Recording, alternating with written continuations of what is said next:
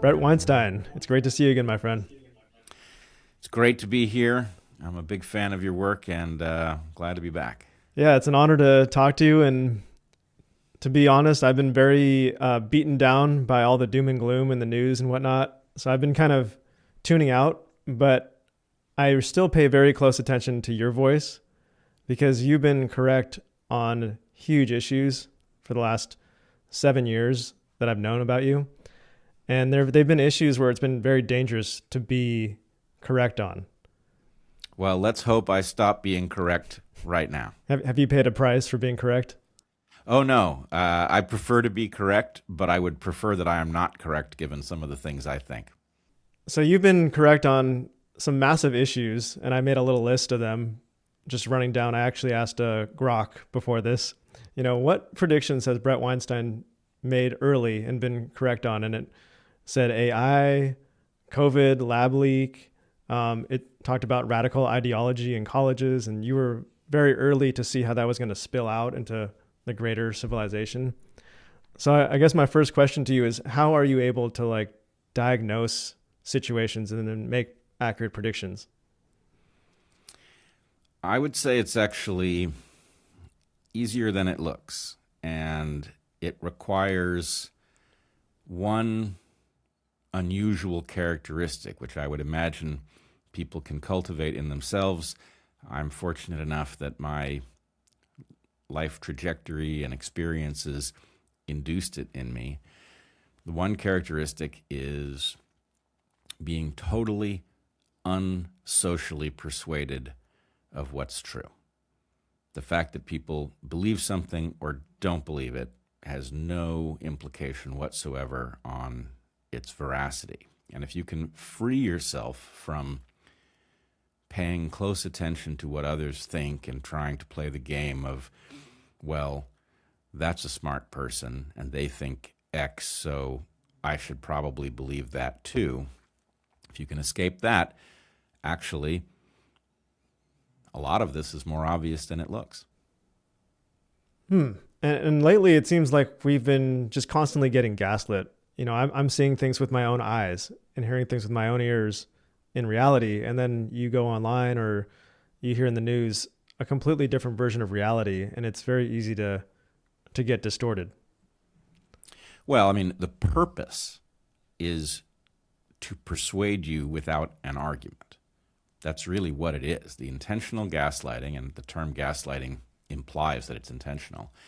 It is there to use your limbic system to drive you to a conclusion. And once you understand that your limbic system is not where rational conclusions come from, then the answer is, well, you may be successfully frightening me. You may be convincing me that if I believe and say this thing, that it will be very bad for me. But that doesn't change whether it's true. So I think somehow you need to get control of the fears that are being used to corral you into wrong beliefs and simply model the world as you actually find it. And I know it's not a common characteristic because it's built not to be. Human beings are social creatures in the environment where we all evolved. The fact that everybody in your group, clan, tribe all believed something actually did mean that you should probably believe it too, because even if it was factually wrong, it may be playing a different role. So, being the person who is skeptical of all of the shared cultural toolkit is not ordinarily where you want to be. But in our environment, the narrative of reality that we are being fed is actually built to enrich and empower others at our expense. So you should absolutely be skeptical of it at the highest level. And once you do that, then the question is, well, what if I know that what I'm being fed in the disguise of facts is actually propaganda, then what is revealed that is hidden behind it. That's really the job. And I'm not telling you you'll be a happier person if you engage the world in this way. I think a lot of people rightly know that they will be brought into a state of anxiety if they do that. I'm lucky that that's not my experience of it. But I do think, I think COVID taught people a lesson, which is we were fiercely divided over questions that seemed to be factual in nature. For example, are the mRNA shots safe and effective? That would seem to be an empirical question. And there were two camps that each thought the other was crazy. What was different with respect to COVID is that usually when we're divided that way, when we are, passionately committed to the idea that the candidate from our party is a good thing and the candidate from the other party is, a step back into the horrors of history.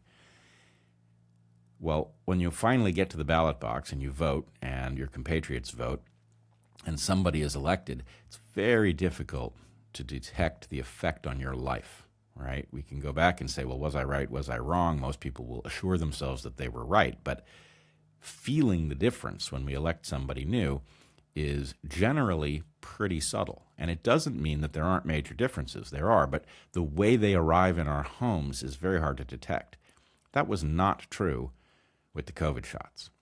I know so many people who believed, many of them understood that the shots couldn't be perfectly safe, but they reasoned that the shots were safe enough and the disease was serious enough and the representations of efficacy were likely to be true enough that it was worth the risk. And many of those people are now suffering from a wide range of pathologies that we can't say in any individual case are the result of that particular belief. But in the aggregate, I think we can very clearly say what you believed on that issue had implications for health that were substantial enough that many people are detecting it, if not in themselves, in people they know. Yeah, so we're 5 years past this insanity, or we've just gone through this 5-year period, and now we can kind of look back. I mean, we're still in a state of insanity. The world is still wobbling out of control ever since 2020. But a lot of your takes have aged really well from early in 2020. Have people been coming around and saying, I was wrong on this, or do you see a lot of doubling down? Or because of my role, I do get a certain number of people approaching me and saying, hey, I thought you were crazy. It turned out you were right.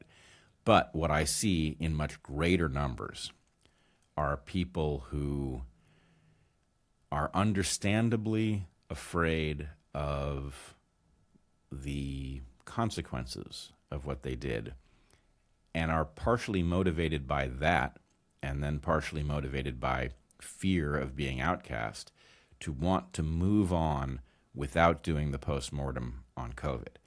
And maybe people will eventually catch on to what I'm trying to tell them about that behavior, but mostly they don't. And what I'm saying to people regularly is it would be one thing if COVID were over, if the processes that we saw, many for the first time, were in the past. But it doesn't take much work to discover that the people who engineered the COVID vaccines have a whole host of new vaccines that they're formulating on the same platform. They have learned from the ultimate failure of their mandates, the fact that we were able to expose those mandates for the infringement on informed consent that they were and for the reckless behavior that they were. So they've fashioned a toolkit for not only bringing new mRNA shots to the market, having convinced the public that to the extent there were problems with the shots we already saw, that was about the spike protein, so a new mRNA shot can be touted as safe and effective, which is illogical. But the fact is, what I say to people, the one sentence that I hope will land at some point is, they're not done with you. They're not done with you. If you don't like what happened with COVID and those shots, then this is exactly not the moment to try to move on, because if you do, you're going to be confronted with new shots and new arguments and a much more sophisticated antagonist. So the best thing we can do, as painful as it is to look back at COVID and look at our own errors, including my own. I look back at my errors and I think about them a lot because I'd like not to make them next time. But the best thing we can do is stare down the discomfort and the pain of looking at the errors that we made so that we understand as well as we can what actually happened, because that is how we're going to prevent.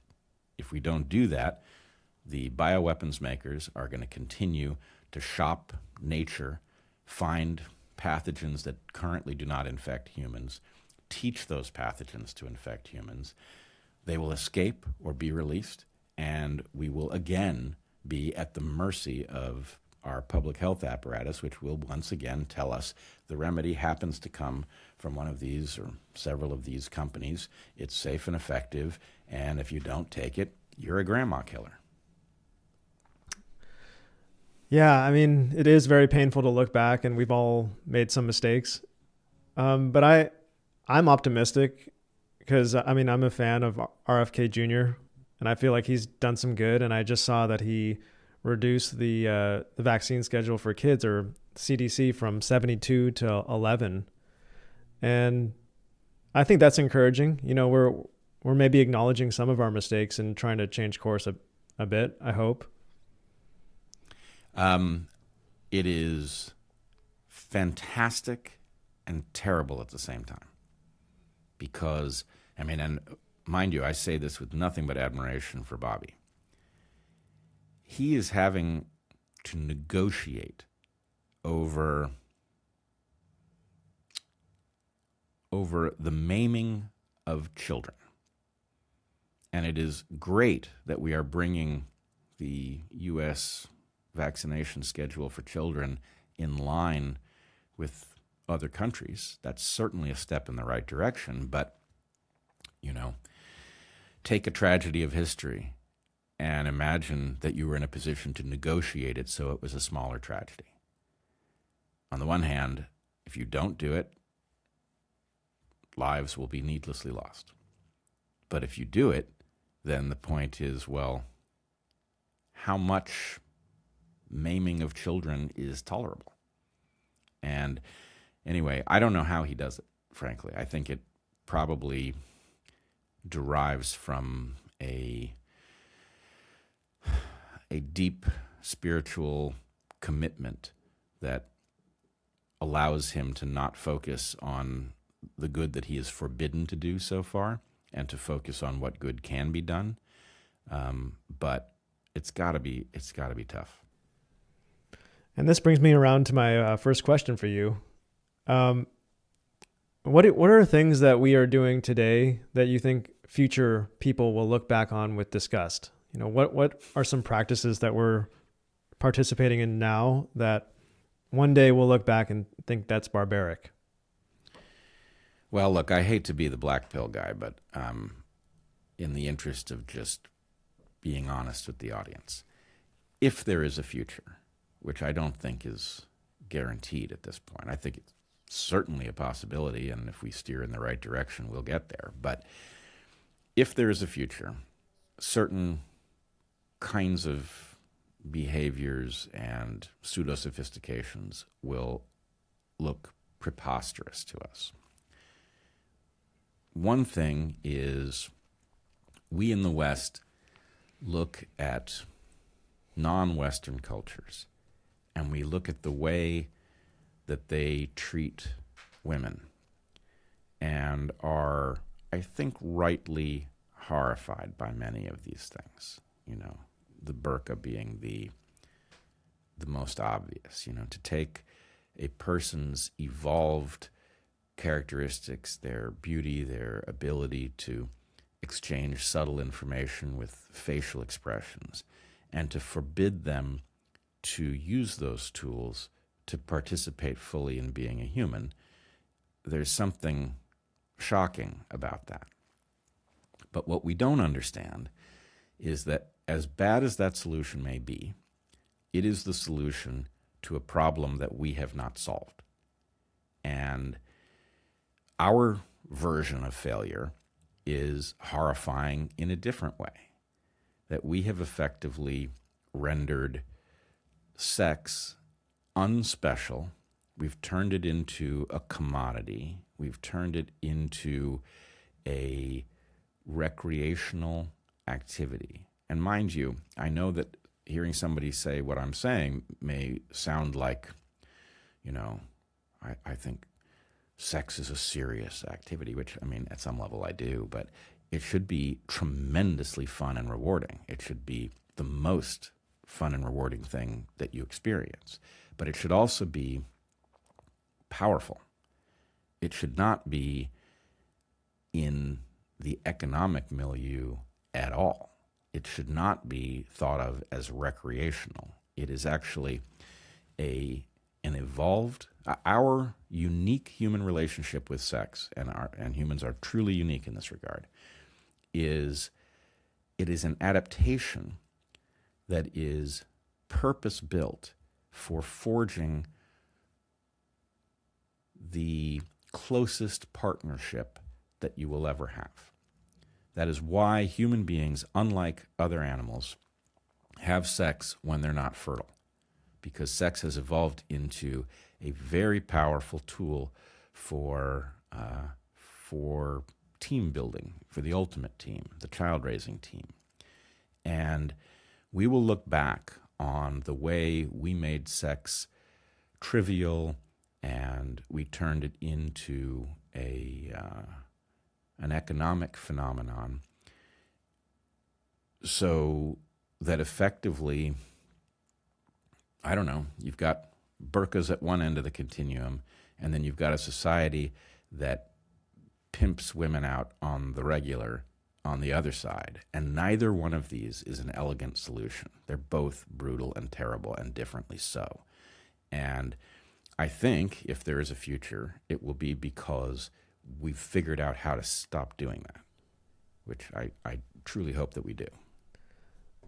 How do you think the West can kind of rein that in a bit and make sex more sacred and more revered and not so cheap and commoditized? Well, I got good news and bad news. The good news is the tool is at our disposal. The bad news is it ain't happening. Women are evolved to regulate access to sex. And an intact culture is one in which women do that successfully. And it's not petty. Women do this as a matter, it's just below survival.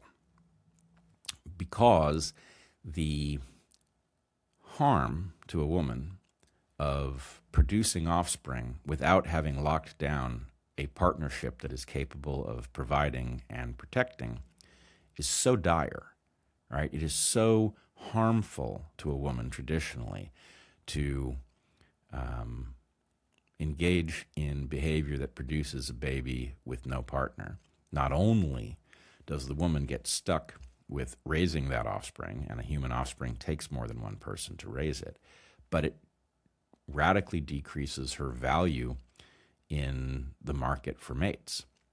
So because of those two facts, women have traditionally been schooled by their female ancestors to guard their fertility ferociously and carefully, and to do so in ways that can't be gamed.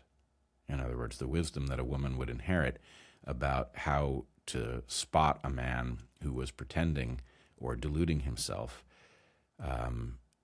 so that he could be bypassed in favor of somebody who was actually good to his word, that toolkit was elaborate.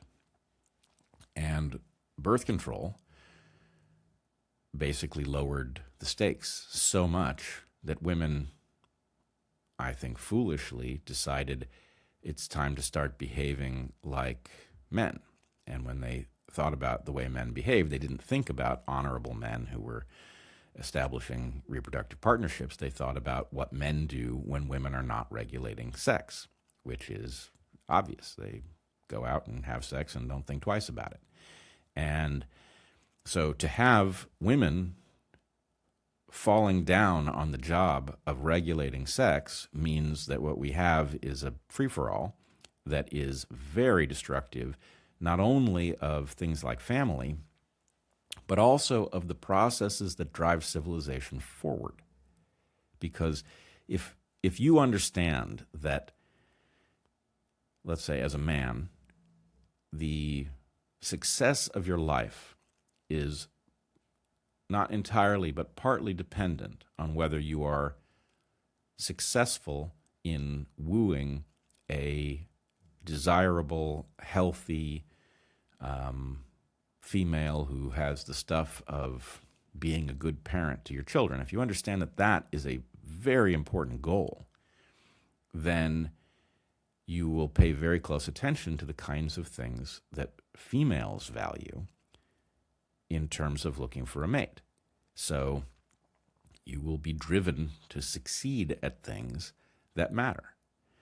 And men, because women have traditionally guarded sex, understand that they must achieve these things in order to be worthy of that relationship, so they achieve them. And I guess the point is, men used to move mountains. It is fair to say that a lot of that, you could trivialize it and you could say that men were doing that to get laid. But that's really not the answer. The answer is that sex without commitment was exceedingly rare because women were schooled not to allow it to happen. And so, men built things and achieved things in order to win in the reproductive game. With sex now more or less readily accessible, and to the extent that it is not readily accessible, to the extent that men have substitutes for it like porn, their incentive to think of something really important to do with their lives and dedicate themselves to it is radically reduced. And so, should you be sitting on the couch playing a really cool video game? Probably not, but it's a harder argument to make. It would have been much easier if the reason that you needed to get off the couch and go do something important was built in. That's a great point. There's so many directions I want to take this, but the first thing that came to my mind was a movie I just watched called 16 Candles. I don't know if you've seen it. And there's ago. These really desperate dorks in the movie who go to extremely great lengths to just see a girl's panties. It's meant to be funny. And a guy manages to get the main character's panties and he brings it into a bathroom full of dorks and nerds, and they celebrate when they see the panties. And they've waited all weekend just to see. It's kind of silly, but I thought when I watched that scene recently, I was like, would that ever happen in today's world? I mean, they'd say, no, for one thing, you could buy them. I mean, the desperation is just not there. And in some ways, desperation is really good because it gets you out the door. And eventually those dorks probably evolved into like respectable, honorable men. Well, I mean, desperation is what happens when you've fallen down on the job in all of the precursor states, right? You're not supposed to get to the point of desperation. You're supposed to address the issue higher up on the chain. And so, I mean, that movie was targeted at, it came out when I was in high school. In fact, I probably already knew Heather at the point that movie came out, and it was quite the sensation. But I think young people do not really understand what the world was like very recently.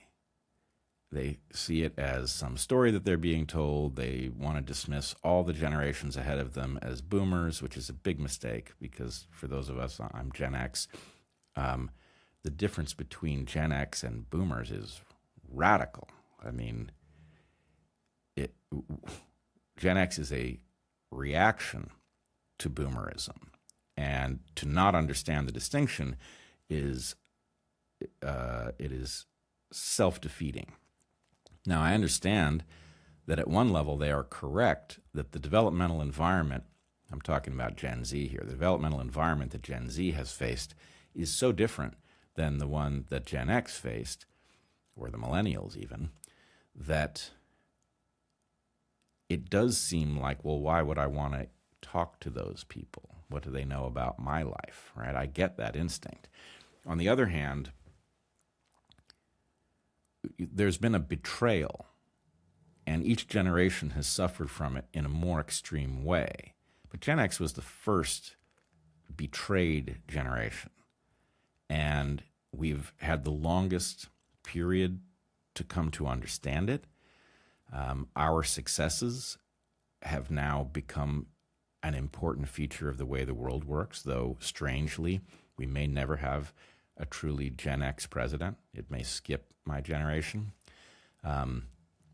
But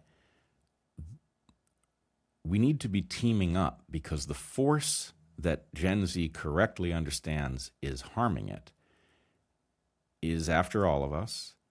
And as much as, people my age might seem like fuddy-duddies, we actually have proven that we know how to fight this thing, right? COVID would be a good example, right? You have a Gen X rebellion against a boomer tyranny, and I don't think we won, but we sure as hell didn't lose, right? We changed things. So anyway, I hope that, it's really the rebels in every generation. I hope that the rebels in Gen Z will figure out that calling everybody older than you a boomer when they say something that seems out of touch, that's a mistaken impulse, and you should be listening for the stuff that we say that isn't out of touch because it's more important to you guys than it is to us even.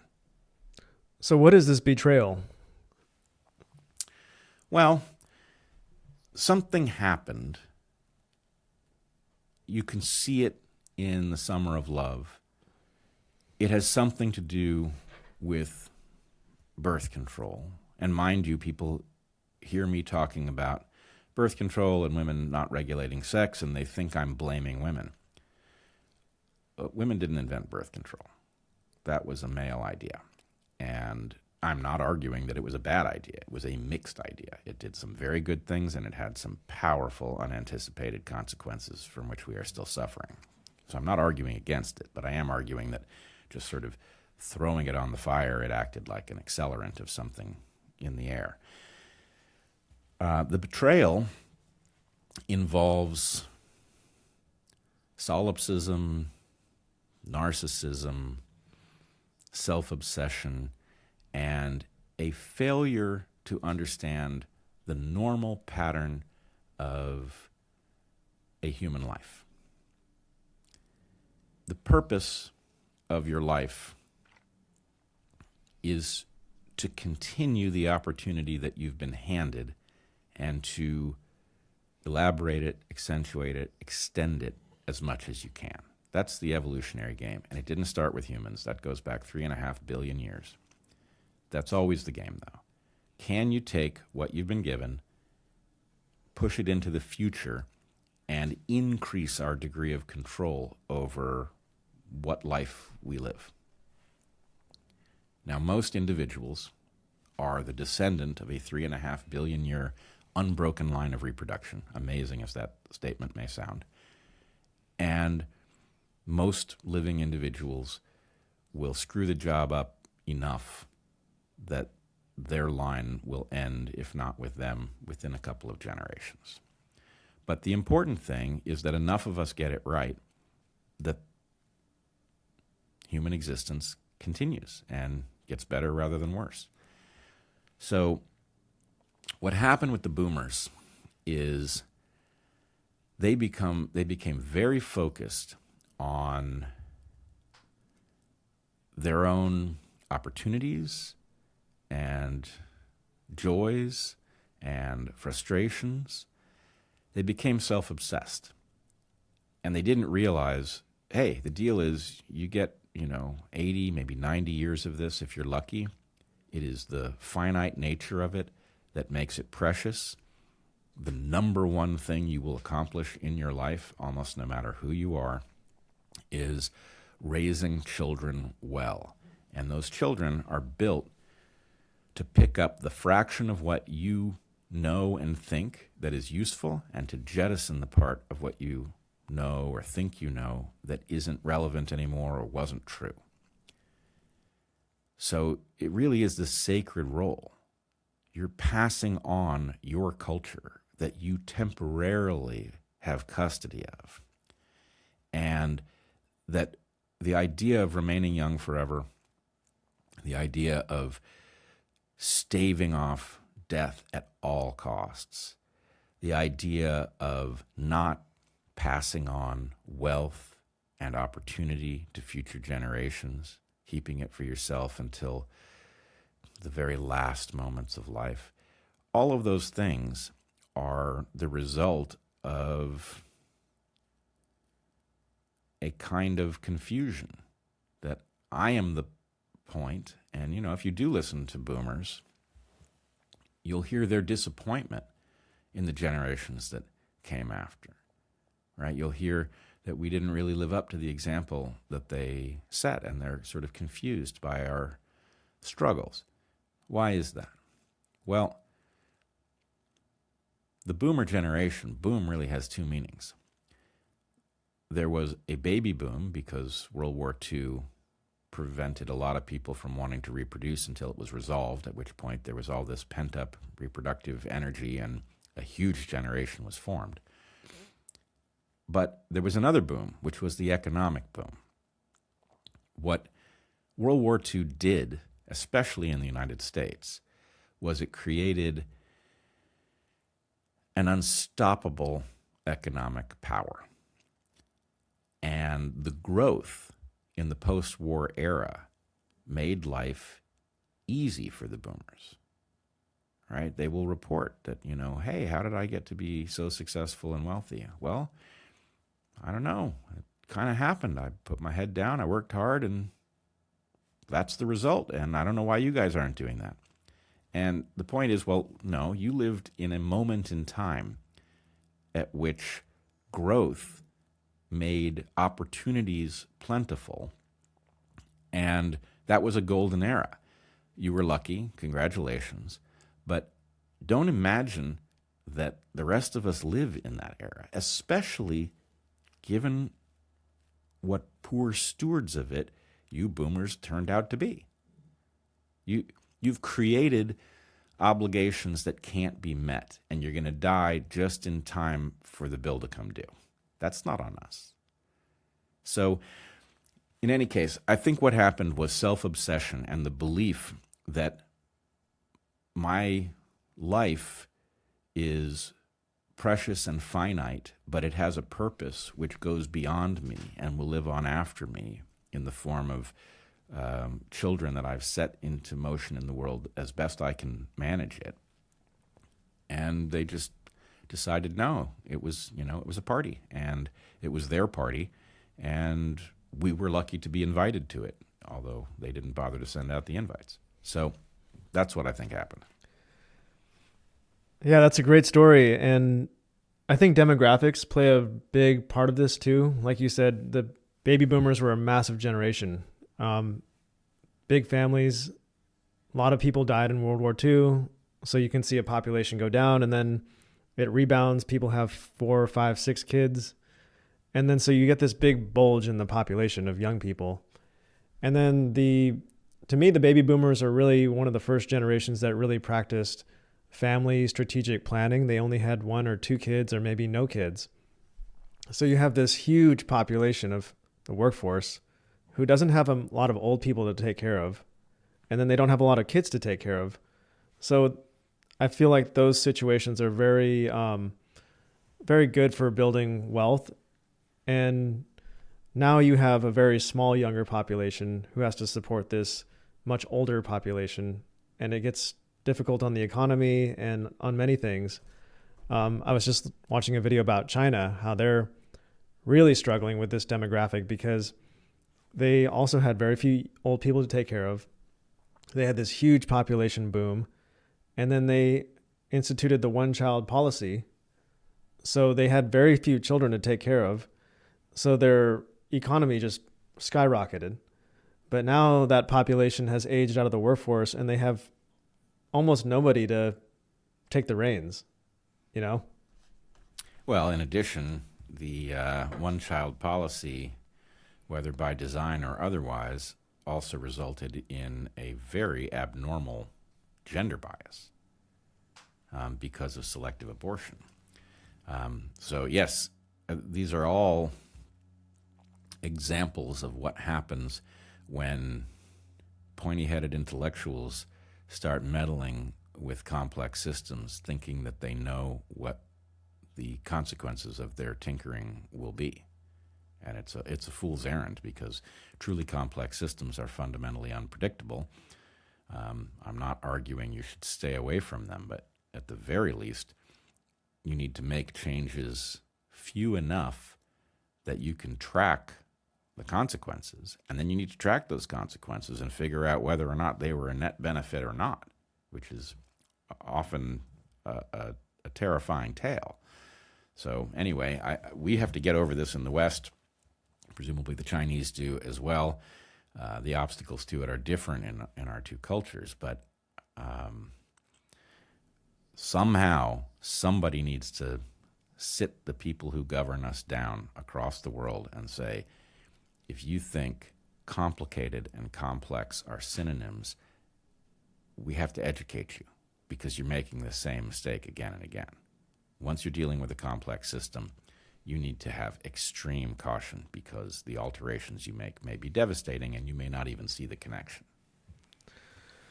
I mean, it seems like the age-old dilemma where the more we try to tinker with nature, the more unintended consequences arise. You know, I'm thinking of like we made a bunch of processed food and our bodies and health just went out of control, and now we try to correct it not by abstaining from that food, but by going towards Ozempic or some other patch and you know that causes a whole other host of problems. And then do we lay off the Ozempic? No, we go for some other medication that sends us in the other direction in the wrong way. And you know, it's like, are we ever going to learn our lesson to just take our foot off the gas and maybe take a pause or see our own errors? Well, I was thinking about this morning, actually. I see a pattern, and it's almost, if it weren't so tragic, it would be funny. We do these things. They result in the literal maiming of people, right? We put some additive in food, or we spray food with some pesticide to increase crop yields, or some intervention. We go indoors and make light bulbs that put out a narrow spectrum that we can see because that's energetically efficient. Whatever we do, we maim people. It is very hard to fix maimed people. In fact, it's basically impossible.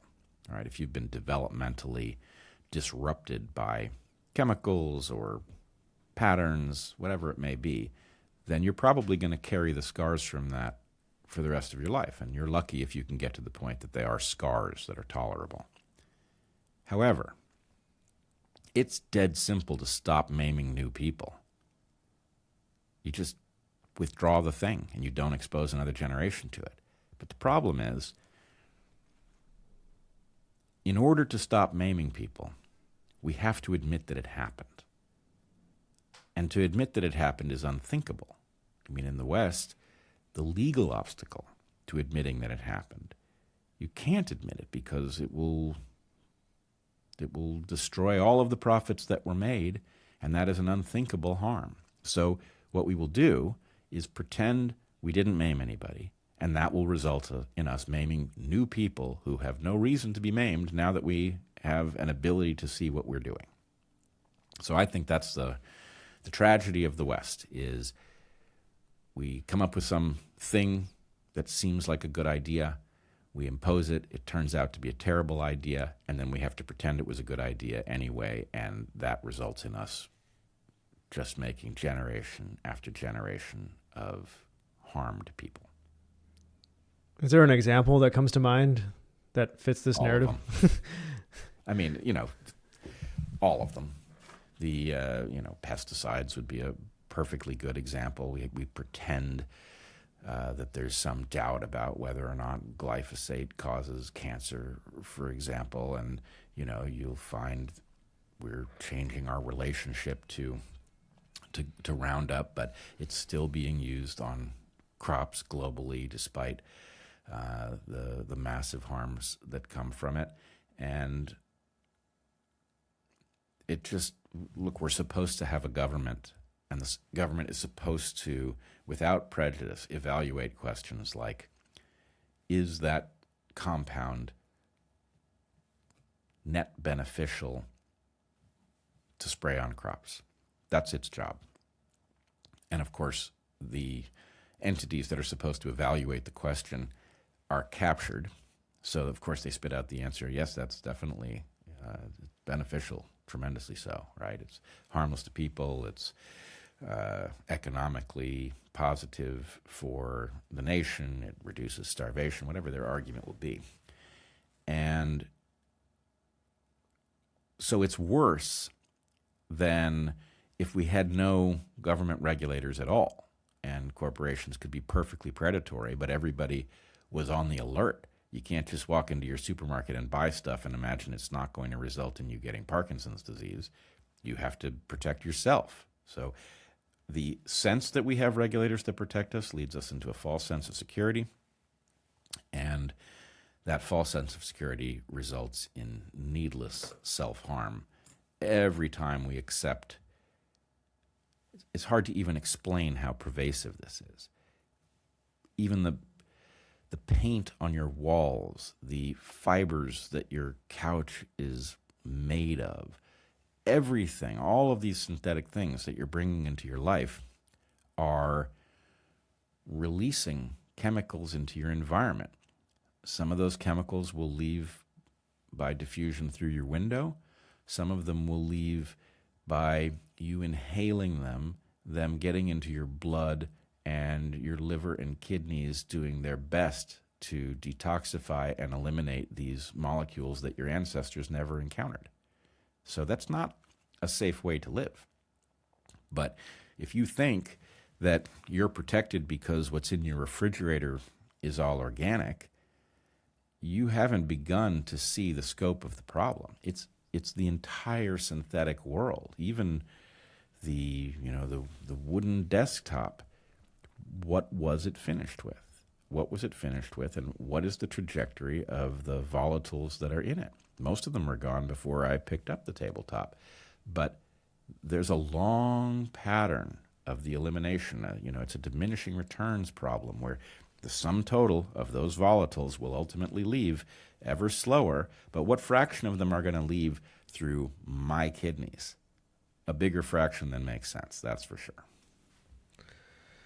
Yeah, I recently had a daughter, and I've become very conscious of all these chemicals, and especially the microplastics. When my wife was pregnant, I was extremely paranoid about things wrapped in plastic and any pesticides. We'd go to the farmer's market. We'd go to a really nice butcher, and it's incredibly expensive.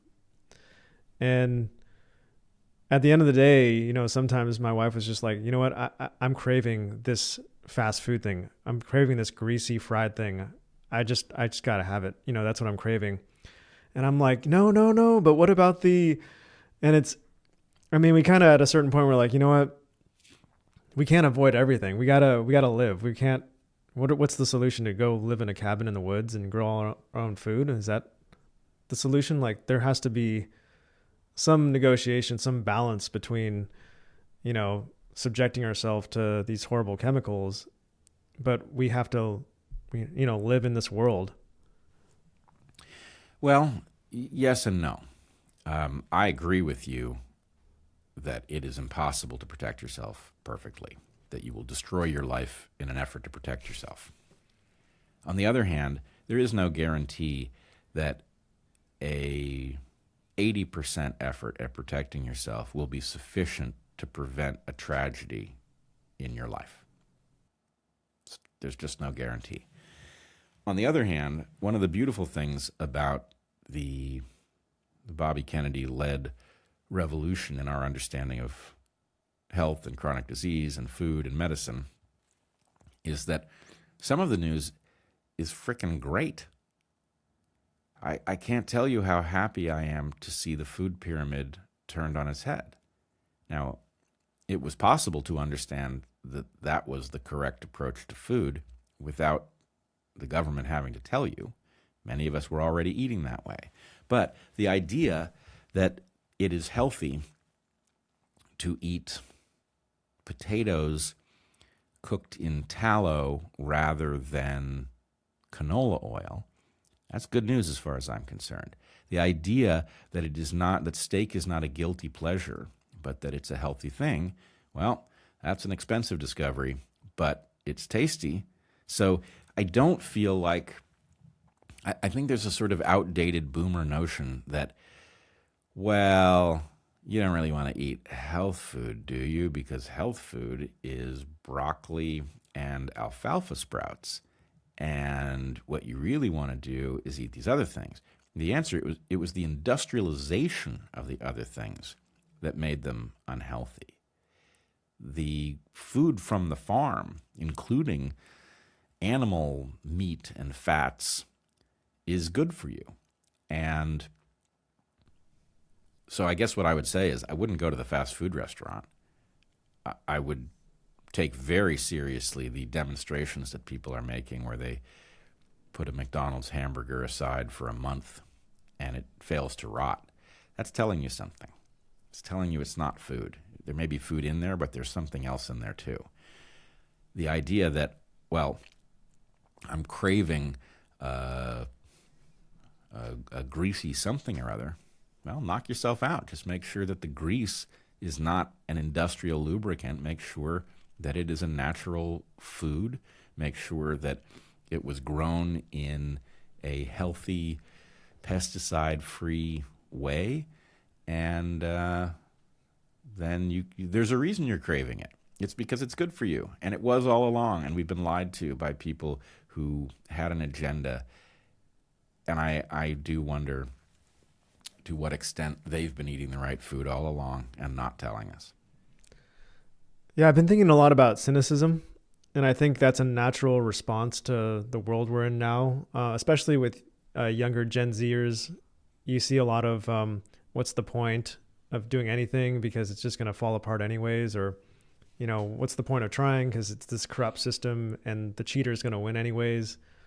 And I've seen just a growing trend of cynicism, and I think it's a natural defense to deep fakes and charlatans and grifters and fake gurus, all these things. But I don't think cynicism is a good solution because if a cynic never loses, but they also never win. Do you have advice for cynics? Is there a way to be balanced here? I think you've just given a pretty good diagnosis of the problem. I guess I would add a thing or two to it. There are two failure modes given the realities of our moment. One is to be a sucker, and the other is to be a cynic. I think it's way better to be a cynic because you'll at least have your dignity. You won't be poisoned by bad people, but you will be paralyzed. As you point out, you don't win. You just avoid losing. So there is a better way, but the better way is difficult and it's a skill that needs to be learned. There is no formula that we can hand over. It is a matter, believe it or not, of doing your own research and figuring out who to pay attention to based on track record. And track records aren't perfect. Believe me, you said I had a great track record. I think that's true. Boy, is it not perfect. So you have to figure out who is doing their own work. If somebody seems to be predicting the future, but they're really parasitizing somebody else's work, then that's a very insecure connection, because what if the person whose work they're parasitizing disappears or dies? That person is not an authority in their own right. So you're looking for somebody who actually has a model that does predict things, can show their work so you know it's not a magic trick. And most importantly, somebody who corrects their own errors. If you correct your own errors, if that's all you do, your model gets better over time. If you do it brilliantly, it'll get better fast. If you do it in a clumsy way, it'll get better slow. But really all it has to do is get better, and that involves not lying to yourself about what you've gotten right and what you haven't gotten right. So I would argue that that is the game. That's the thing that you should be doing, because the peril of not knowing what to make of all of the claims that will be thrown at you is massive. And being a cynic is like surrendering to paralysis. So that's about the best advice I could give. I wish it were simpler. Yeah, that's a good point. I mean, I think that cynicism is definitely better than being a sucker, because at least you're not going to get scammed into oblivion. Yep. But I mean, the deep fakes are getting so good. At first, I was able to spot them quite easily, and then I had a thought, oh, I'm not seeing so many AI deep fakes anymore. And then I thought, or am I? Or am I? Yeah. Yeah, I have a phrase I'm proud of. Pics and it didn't happen. Pics and it didn't happen? Oh. Yeah. Because, back in the day, like 5 years ago, people would say, pics or it didn't happen, right? I need pictures to know that it happened. Well, now you can have a picture. It doesn't tell you whether it happened at all. And at the moment, we're still in a phase where an expert in the field can usually spot a fake.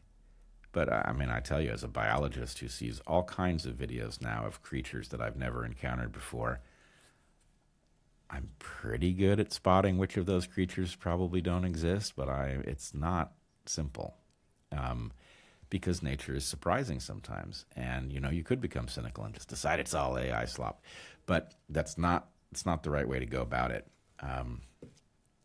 But at the moment, AI can spot AI usually, but that's obviously an arms race. And there's obviously room for corruption too, to the extent that you can create or exploit a blind spot in an AI in order to get customers by tricking them into thinking something is true that isn't. That will happen. So we're in for it. We're in for it. AI is getting really good, really fast. Yeah, I follow a lot of history accounts, and they're presenting themselves as like historical facts. This happened on this date, and then they'll include a picture, but sometimes I'll look at that picture and there's something funny about that. And then I'll really have to investigate it. And then, after 5 minutes of looking at it, I'll notice somebody in the background has 6 fingers or something. Maybe they actually did. I don't know. But I mean, that's a clue, but it's very hard to tell.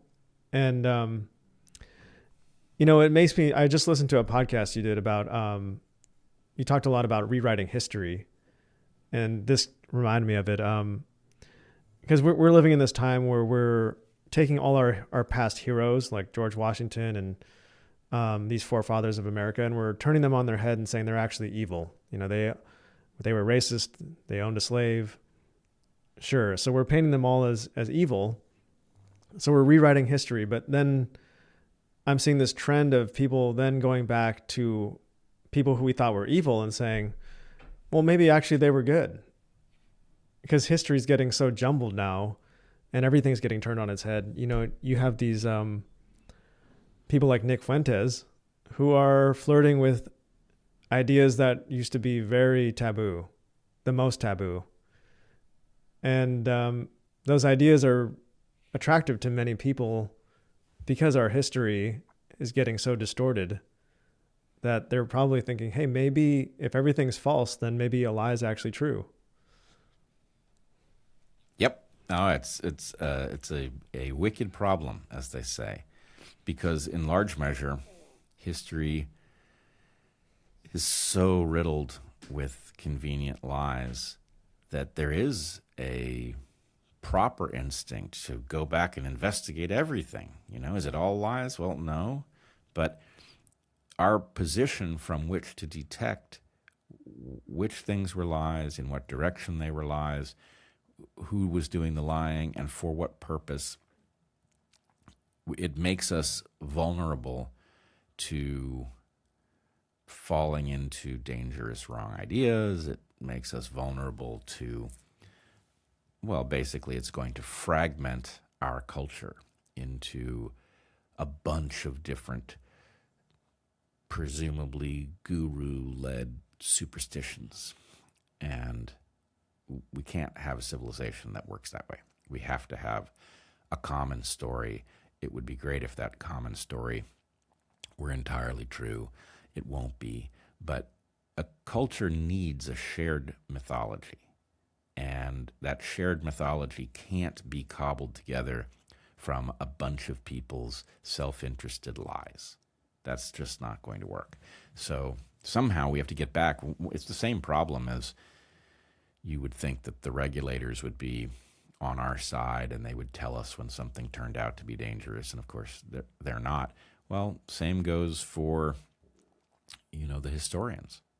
You would imagine their obsession would be to figure out what actually happened rather than the modern fashion of trying to impose temporary modern sensibilities on history and go back and scold George Washington. It's preposterous. It's juvenile. I mean, that is what history is. You're not going to find perfect people. And the fact that you've gone back and found defects in George Washington or Thomas Jefferson or any of these people, of course you did. And so nobody's arguing you shouldn't be teaching about the defects. That's part of the story. That's what actual history is about. It's talking about people's strengths and weaknesses. And there's an example in my own field. R.A. Fisher was one of the great 20th century evolutionary biologists. I have learned a tremendous amount by reading Fisher. Not only is he a great evolutionary biologist, or he was, but he's also one of the fathers of statistical thinking, which is just this incredibly powerful tool for understanding what is taking place in a noisy context. He was also an anti-Semite and a Nazi sympathizer. I'm Jewish. Am I supposed to throw out the brilliant insights about evolution and ecology that come from Fisher, or the insights about mathematics and statistics? Or am I supposed to understand that this person was flawed and brilliant at the same time? Obviously, that's the right thing to do. What do I lose in doing that? I get the benefit of the wisdom that was accumulated there, and I get the ability to say, I'm on board with this person to this point, but here's the place where their thinking is not high quality or their moral structures are inadequate. I get everything from the story rather than trying to police whether or not people listen to that person based on the fact that they had some vile defect. Then, okay, now what you've got is the tyranny of curators who wish to eliminate stories that they find particularly galling. Who appointed them? Yeah, that's a great point. We've gone back. Everybody has flaws. So if you go back and you eliminate people based on one flaw, they did 90% good and 10% bad, and you eliminate them, I think that opens the door for people to look at those who did 90% bad and 10% good and then say, hey, let's dig this person up and let's hoist them up and call them a hero. And it reminds me of a concept I read in your book, Chesterton's fence, which really stuck with me. That, when you come across a fence in the middle of the forest, you better know why it's there before you start destroying it. And I think I apply that concept to many things that our modern civilization is quick to destroy. Over the last century, we've thrown away religion mostly. And I think in your book, I can't remember, you said that religion may not be factually correct, but it's metaphorically correct. There's a reason why it survived thousands of years. And we should be careful when destroying it. Yes, because for one thing, we do not understand the full range of things that it was accomplishing. We know that the massive expense of religion has been paid because the benefit was greater than those costs. It's not to say that that's true in the present, we can't know, but that was true in the past, we can. But unlike a piece of computer code, we don't have the comments. In a piece of computer code, the coder will leave an indication of what this subroutine was supposed to accomplish, never mind whether it did. But this piece of code is designed to do this thing. We don't have that with biblical texts. So you can look at something and you can say, well, that's archaic. That may once have served a purpose, but it doesn't serve one now. And the answer is, well, you don't know how this thing works.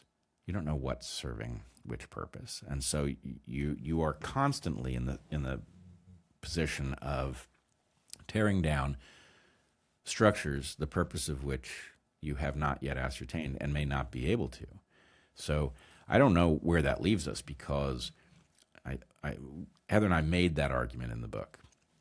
Religions, long-standing religions, are literally false but metaphorically true, highly valuable. It's not to say that they are so in the present, but they have a defect too, which is that because they are adaptations to past environments, they may be maladaptive in the present. They may have large sections which are no longer relevant, and even worse, there are certainly numerous things that a modern, if God were writing today, he would have talked about them. Why does the Bible, Old and New Testament, fail to warn us about the enrichment of uranium, about the emergence of AI, the possibility of quantum computing? These things are not covered because they were initially written by people and then shaped by evolution in a context where those considerations did not exist. So one of the things I have very warm relationships with many religious people. Probably the bulk of my social contacts have at least some religiosity to them. And I struggle to make the point to them that as much as I can see the value in those religions, and as much as I tout that value to atheists, there is a built-in inadequacy of them for modern problems. And that is something with which we must grapple. We need wisdom that is not in those texts. And they will swear, oh, it's all in there. But the answer is then you're depending on the ability to deduce what those texts would think about AI. Is AI a false idol? If it is, are you not using it? If that's what you think if that's where you think it's mentioned, are you resisting it, or are you participating with it? And in which case, why are you violating this text that you claim is all wise? So, anyway, I hope a conversation breaks out between the small number of sophisticated atheists who understand what religion is and don't dismiss it, and religious people who understand what our current time period is and what relationship it has to their traditions. And we can talk about what to do about the things that aren't covered in those texts. Yeah, in the realm of facts, I look to science, the science that actually works, not the science TM. But where do you find the science that actually works? I've seen it, but it's not as common as it once was. That's true. That is true. That's a good question. I don't know how to answer that. And then in the realm of morals and values and knowing what ought to be, I mostly get it from religious philosophies and traditions and the Bible, essentially. So I think it all is there for morally. But then, like you said, if you're trying to answer questions about uranium or AI, those ancient people could not have foreseen those circumstances, but I don't know how to answer that question. How to approach AI using biblical texts. And I think that's why our civilization doesn't know how to approach AI in a big way. That's it. Yeah. If somebody falls down and breaks their ankle in front of you, you go and help them. That's pretty apparent. But with these new problems, these new things in our civilization, they're so novel. It's like we're standing at this event horizon. We don't know what's over that horizon. I believe we have crossed over an event horizon with AI, and it has made prediction of the future very difficult, if not impossible. Well, you're pretty good at predicting things, so... Well, I predicted that there. So, are we going to be able to put AI back in the bag, or has it peaked? Like, what do you think with AI? Oh, it ain't peaked. No. No, we're not going to put it back in the bag. I think there are some things we could be doing. Maybe there are some things that we are doing, or some of us are doing. But I am troubled by the fact that a breakthrough that I think was foreseeable, and in fact, I wrote about how I thought AI would come about, and I didn't nail it, but I got in the ballpark. So this was foreseeable, but it was unleashed on the public without preparation. The market trumped reason with respect to releasing AI onto the world. There's no putting it back in the bottle. And that means that we're all trapped on this ride that we didn't decide to board. I hope that we will learn fast enough to adapt. We're definitely going to injure ourselves in this process. But if we survive it and we come out with some kind of wisdom about how to manage systems that are smarter than we are, then it was an adaptive valley that we had to pass through, and it can certainly solve problems that we can't solve any other way. So there is an argument that as perilous as the present is, it's the only route to a future equilibrium. And let's hope that we get there. But the list of things to be concerned about here is certainly long and growing. Yeah, it just sounds like there's this force at play that's just rolling forward, and we almost have no will in the matter. We have no say in whether this force keeps going or not. And it reminds me of these two competing theories of history and reality. There's the great forces theory, and then there's the great men theory. The great man theory, I think you've probably heard it. It's like that history is driven by the actions of great men, and they write the history books. And then the competing theory is that there's like these huge forces at play, demographics, climate change, things like that actually write the course of history. And I think those two competing views play out all the time. You have these people that think, oh, this AI boom is just inevitable. And then you have other people that says, oh, Elon's going to save us. A great man's going to come along and, rewrite history. Do you have a viewpoint on those two competing theories? Mm-hmm. I don't think they're competing as much as we might imagine. I would argue that the whole thing, I'm a believer in big history. I'm a believer in a guns, germs, and steel view of human competition, for example, which is often taken to be contrary to a big man view. Basically, the point is Europeans had certain advantages over those they met in the New World.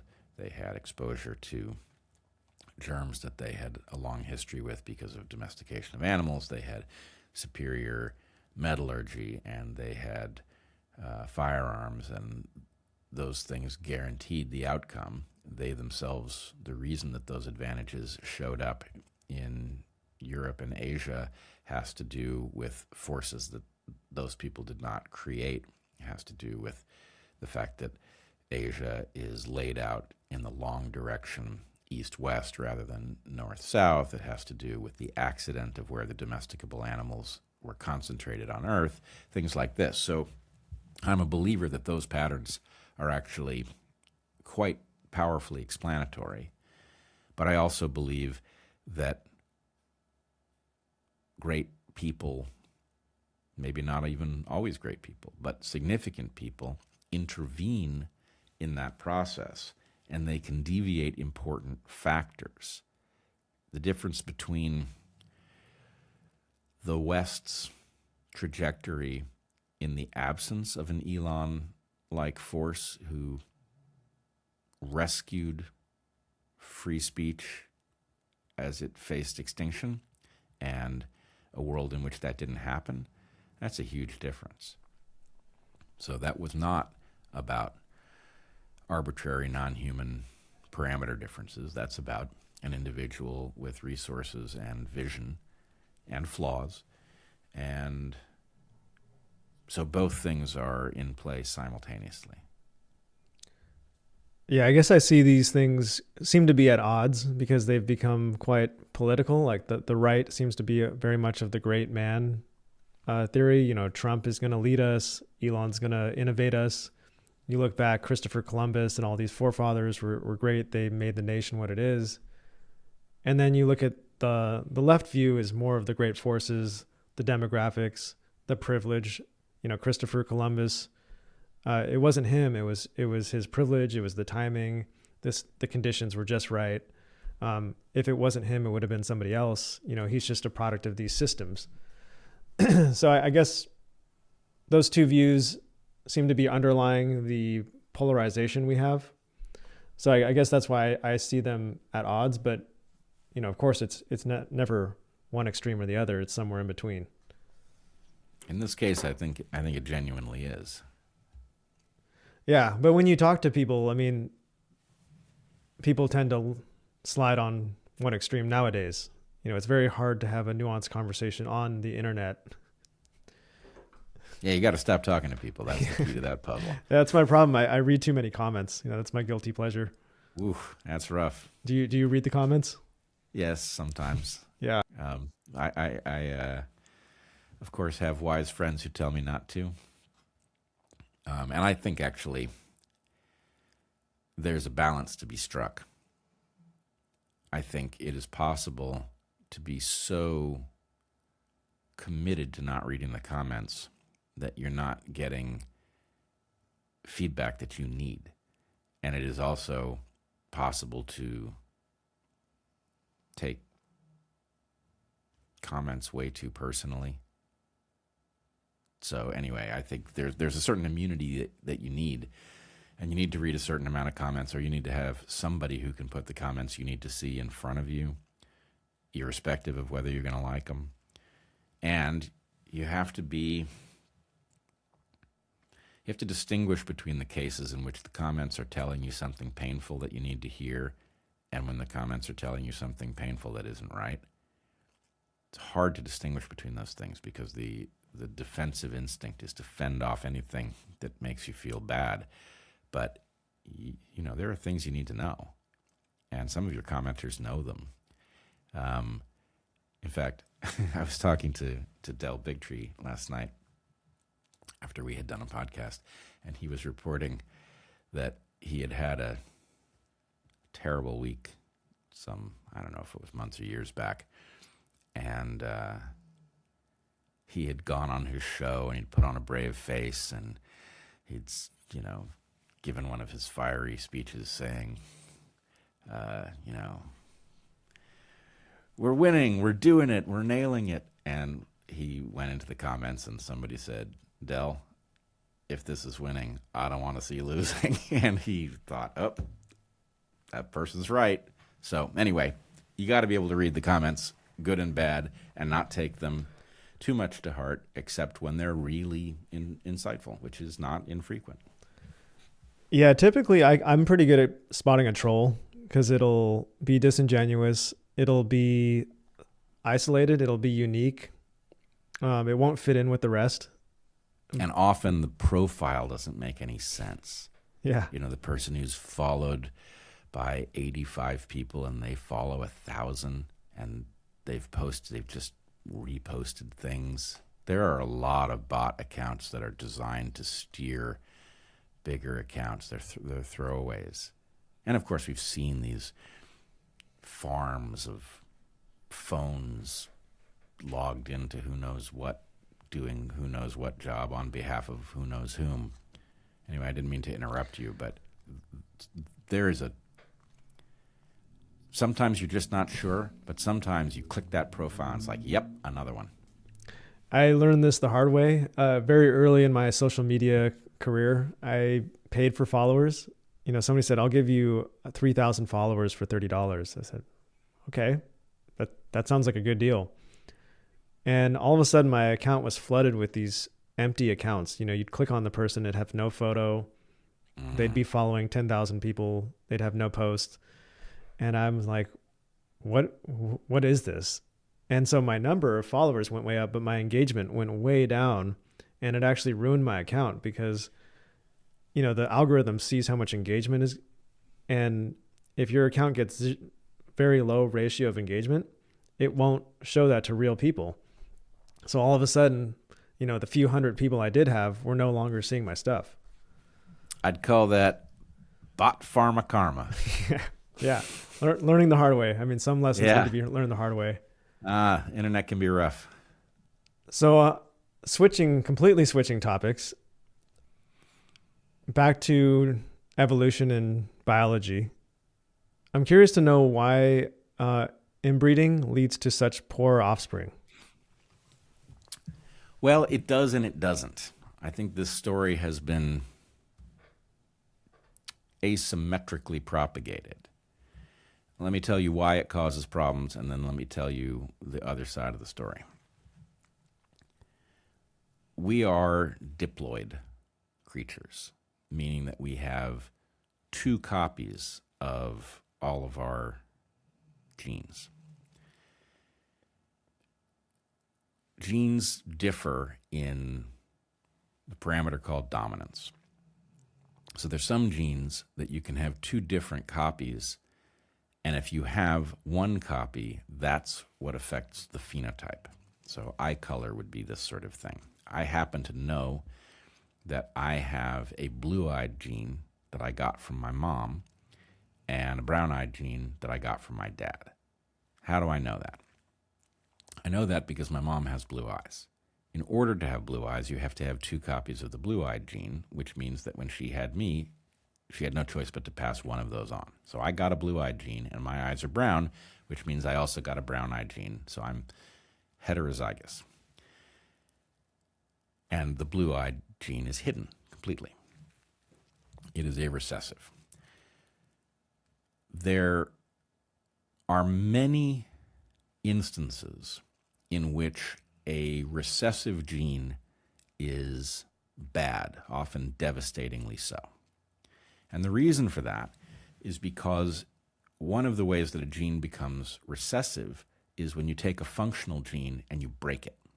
When you get a mutation that takes a gene that successfully produces a protein and the code gets changed and suddenly that protein doesn't work. Now, it's recessive because you have a good copy of the gene. And maybe that gene actually has a regulatory apparatus that detects how much of the product you need, and it keeps producing from that functional gene more product until you get to the point that you don't need more. In which case, you won't see the broken gene because the non-broken allele will be working overtime, right? You feel the same. So the important thing, though, is because there are many of these broken genes that are recessive, they circulate because there's no downside to having one. There's a downside to having two, but if you only have one, you're not paying a cost, or at least not a substantial one. So the estimate is that each of us is walking around with something like 8, on average, devastating recessive alleles somewhere in our genome, and that we don't know anything about it because we have a functional copy of the gene in question, and we live our lives blissfully unaware. And that these things are rare. Each one is rare, and you just happen to, by lottery, have gotten 8 at random devastating, deleterious recessive genes. But if you breed with your sister, the odds change radically because she is likely to have inherited some of the same deleterious recessives from your parents that you did. So in the population of you and your sister, those very rare deleterious recessives that you have are suddenly not rare anymore. And the chances are that when you produce an offspring with your sister, your offspring is going to get a pair of deleterious recessives at one locus that will cause that devastating phenotype. So inbreeding is bad. And we get inbreeding depression. That means the decrease in fitness that comes from breeding too close. Now, it's interesting how quickly this tails off. Historically speaking, marrying one's first cousin wasn't all that rare. Interestingly, Darwin did marry his first cousin, and he had a child who was enfeebled, probably the result of deleterious recessives that he wouldn't have known anything about because the understanding of genetics had not arrived yet. But marrying a cousin is distant enough that the chances of a deleterious recessive coming together in a homozygous condition is low enough that it's not an insane thing to do. However, think about the following puzzle. The best win you can get evolutionarily is if you have the opportunity to produce offspring in a landscape that is hospitable to you but is not full of your competitors. In a population, the number of individuals of a particular species that the environment can tolerate is called the carrying capacity. And populations tend to exist very close to their carrying capacity because to the extent that there's more resource than there are creatures, the population will grow until there isn't more resource than creatures. So populations rise to carrying capacity. One of the logical outgrowths of that is, in general, the expectation for an individual is that on average they will replace themselves in the population and no better. An individual in a sexual species will produce 2 offspring, each of which is half related to them. That's what you should expect. Now, the variance can be very wide. You can have some individuals producing lots more than replacement and most individuals producing none. That's a common pattern. But nonetheless, on average, you should expect replacement and no better because the population is probably already at carrying capacity.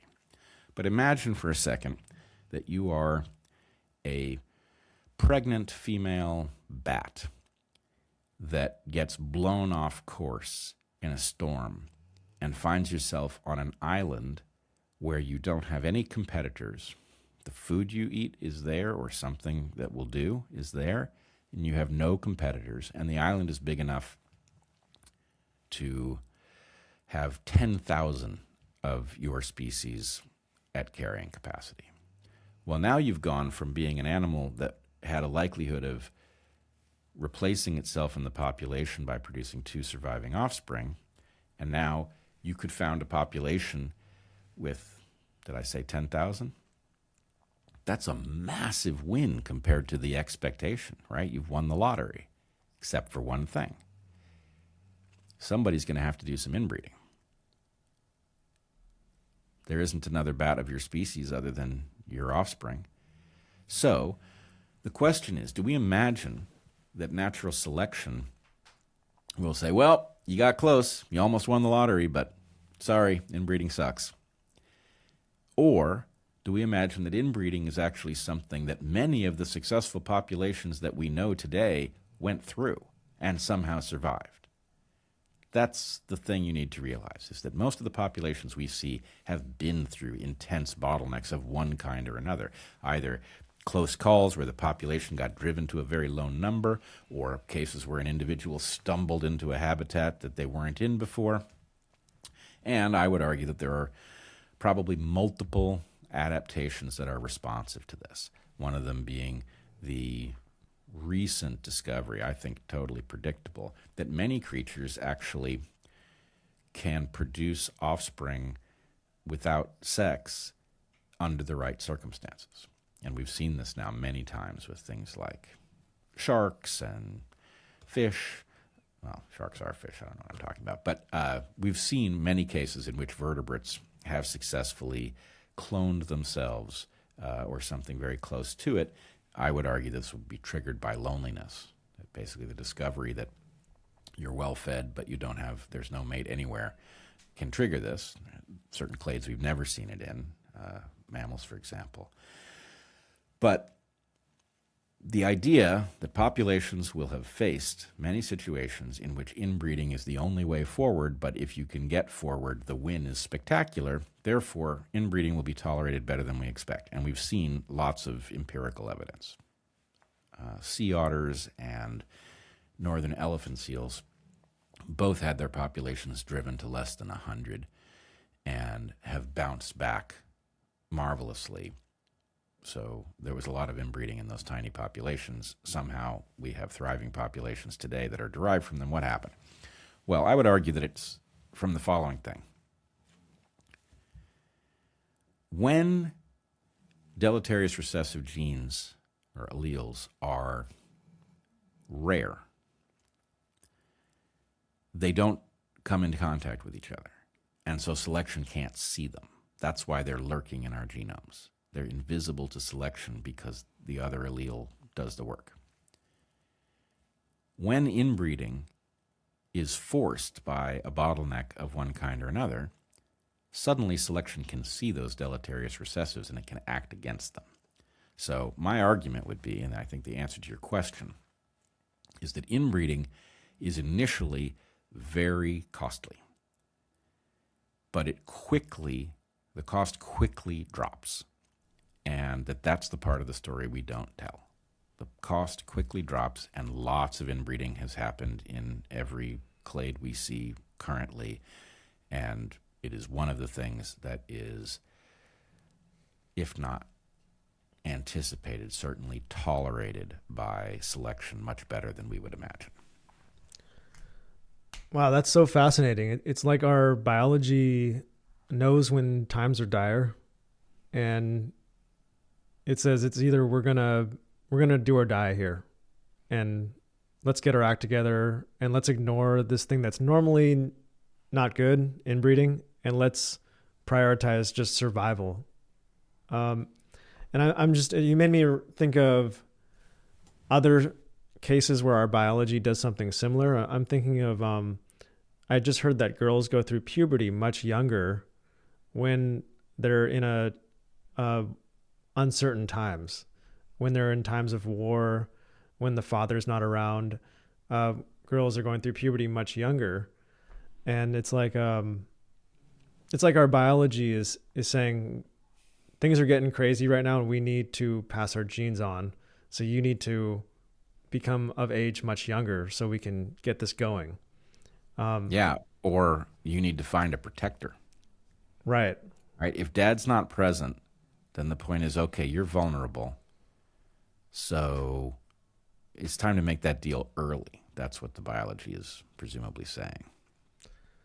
And then you made me think about right now during stressful times, you see certain species getting pushed out of their habitat and they're breeding with other species that are similar, like grizzly bears and polar bears, famously lions and tigers.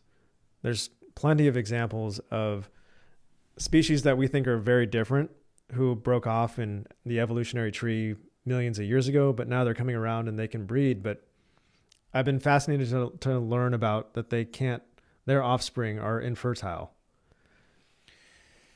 Well, there's a lot here. Lions and tigers don't do this in nature because they don't encounter each other. But they can produce, I think, a fertile offspring, actually. But there's a rule. If I reach back into my graduate education, there's a rule called Haldane's rule that says if a hybridization event produces offspring that are hobbled, infertile, or dead, it will be the heterogametic sex, which means that you can predict that it will be the sex that has two different sex chromosomes, which is not always the male. In Lepidoptera, moths and butterflies, it's exactly the inverse. Same thing is true for birds. So what Haldane noticed was that the disruption seems to afflict the heterogametic sex, which likely makes sense on the basis that the heterogametic sex has a chromosome that is missing important information. So I don't want to drag you too deep into the weeds here, but So does that mean the males are sterile but the females could possibly get pregnant? yes, I'm trying to remember what the truth is of ligers, and I can't recall what it is. I am curious. Did you see evidence that grizzly bears and polar bears are mating? No. Well, I heard about it. I just heard that polar bears were leaving their natural habitat and there was some breeding going on. So it's funny because I made a prediction 25 years ago that this is back when I believed the global warming story, which I no longer believe in the standard sense. I think we've been sold a political bill of goods, and while the climate is changing, I don't think the story is the one we've been told. But back when I was a believer that effectively the poles were melting and that I would live to see an ice-free Arctic and all of that, which may yet happen, but hasn't happened yet. It's been long promised.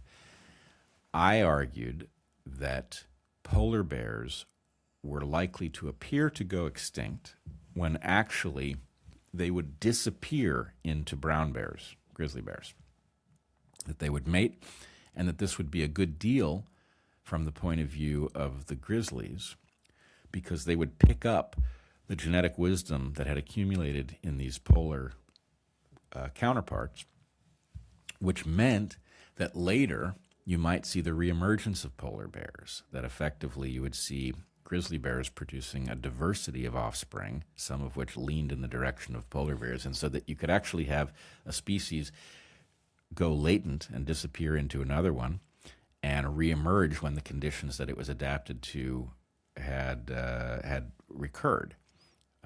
Anyway, I thought that was a pretty wild and unlikely prediction, but nonetheless it seemed reasonable enough to me to put it on the table. I would be very curious if we are in fact now seeing at least part of that pattern. Yeah, that actually makes a lot of sense. And I just looked it up. It does say that polar bears and grizzly bears can mate, and it's happening a lot more frequently because of climate change due to polar bears getting pushed out of their habitat. And well, it says due to polar bears getting pushed out of their habitat. Due to climate change. Really, it's due to the fact that apparently to a certain kind of grizzly bear, polar bears are pretty sexy. Yeah, it reminds me of the Neanderthal story. They didn't really go extinct. We just bred with them, and it's in Europeans, it's about 2% in their genome. And every now and then you get a person up in Siberia that enters a cage fighting, and they walk into that cage and they look just like a Neanderthal. And you're like, where'd this gene come from? Right. Yeah. It came from a complicated past.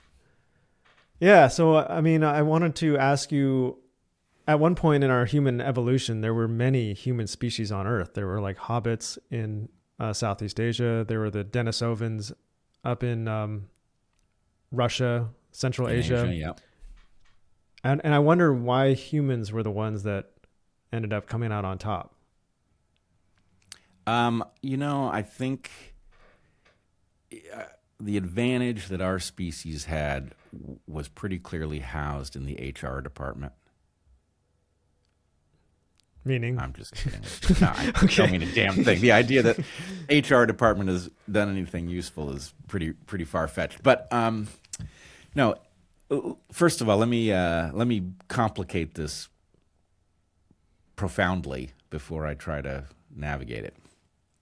And maybe you better sit down because I don't want you falling over and getting hurt.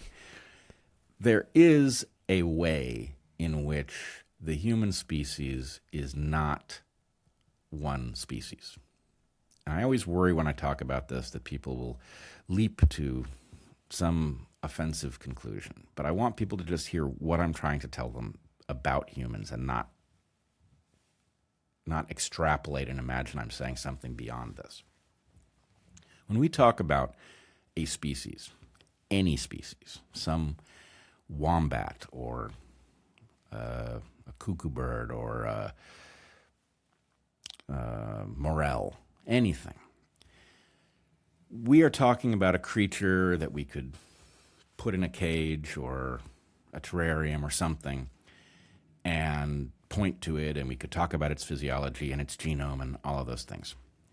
But we are also describing a niche.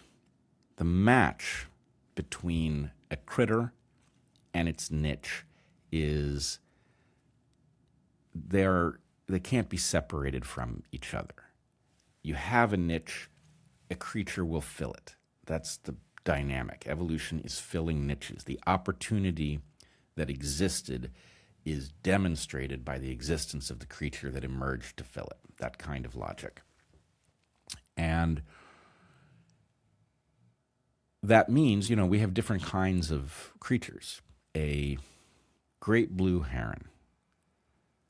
I see these things all the time here in the San Juan archipelago. I see them in the middle of the country. Any place that there's surface water, you're going to find this creature. It's very common, and it's not very specific about the habitat that it requires.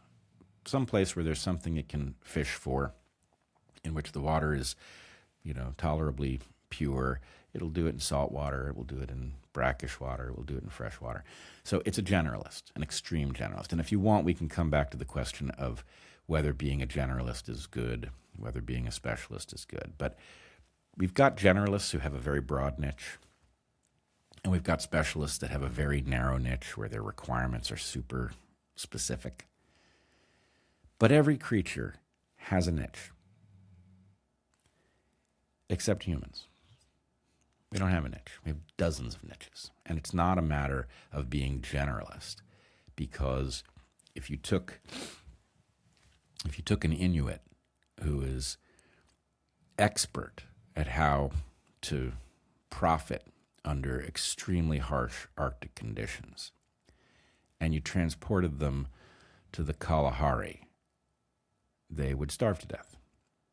This is not a creature that has the skill to deal with this other habitat. What it is effectively an Arctic specialist that's a very narrow niche. But it's in the same species as the Kalahari Bushman, who also has a very narrow niche. So humans have become many species inside of one species. We have many niches, and even the barriers to mating that we cannot perfectly describe as the delineator of species boundaries, but everybody agrees that they are often an indicator of species boundaries. Well, how successful are you likely to be finding a mate in a population with whom you don't share a language? Right? That there is a barrier to mating, and it's not. It is not at the level of your gametes being incompatible or the developmental program not producing a human. It's at the level that your culture blocks it. So, in any case, human beings are like many different species within one species in this important regard. Now, here's where this gets ugly. Cultures exclude each other.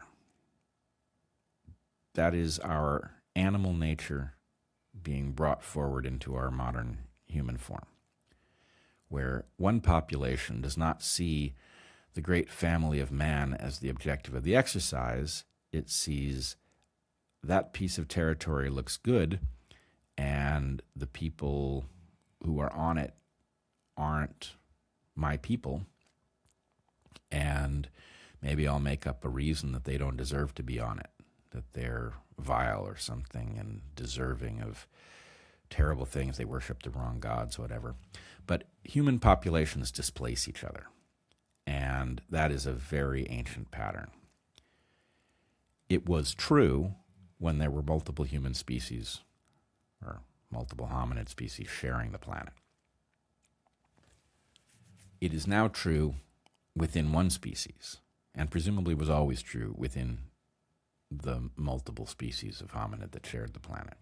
So nothing has changed there.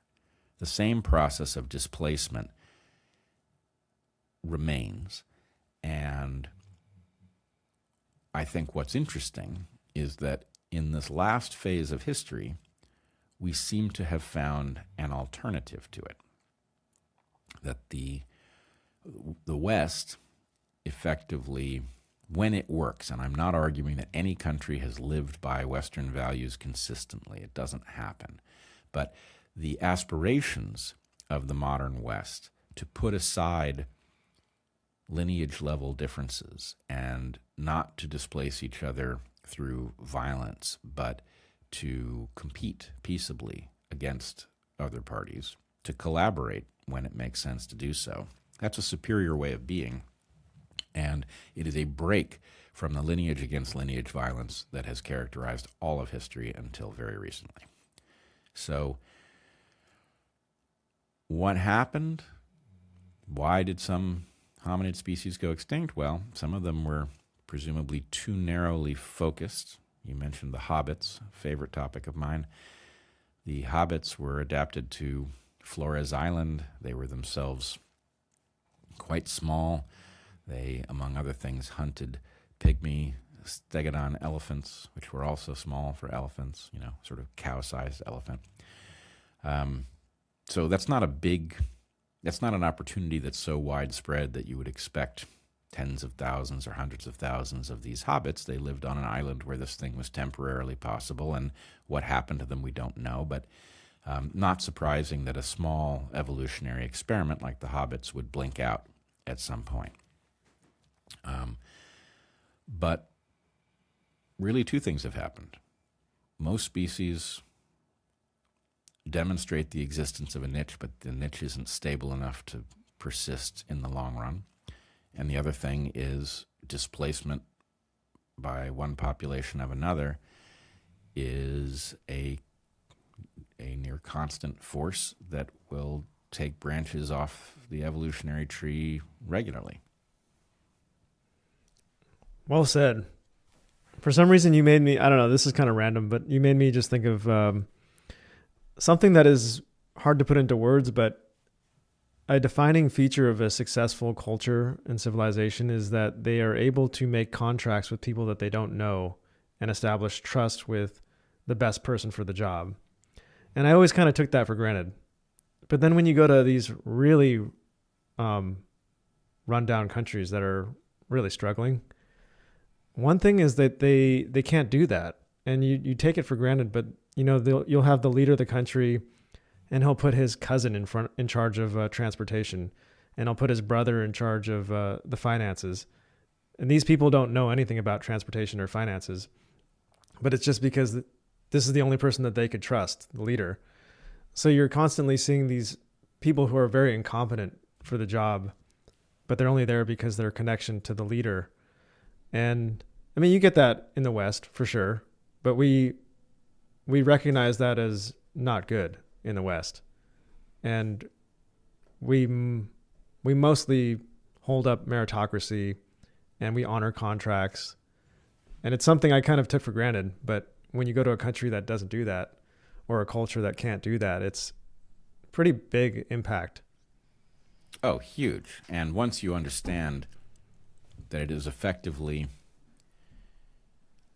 imagine your life if you have whatever the tools and skills are that allow you to partner with unrelated people. Imagine that version of yourself and compare it to the version where you don't have access to those people as collaborators.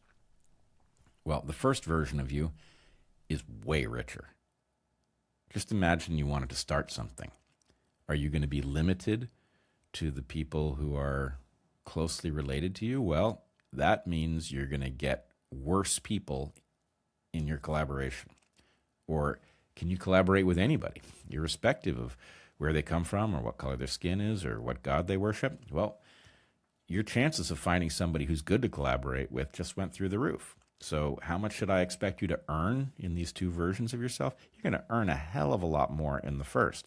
What's more, you're not going to be wasting all of this effort on bigotry, because big drain. You're looking over your shoulder. You're worried about, who might have it in for you because, again, you don't worship the right God or whatever. That's a big cost. On the other hand, if you can just say, hey, let's all put that aside. I think where you come from might be interesting. We could talk about it over dinner, but it's not materially important to us doing the work of civilization or starting our business or whatever. You're just better off. And this is why, in its heyday, the United States was so attractive to immigrants. If you came from somewhere that was very clannish and you came to this place where people had put that stuff aside, of course it was fabulously productive and exciting and welcoming, even though people did have their racism and their gripes about this, that, and the other group. People did tell jokes about each other, but it was so much less so than in the wider world that if you saw it, you wanted to do it.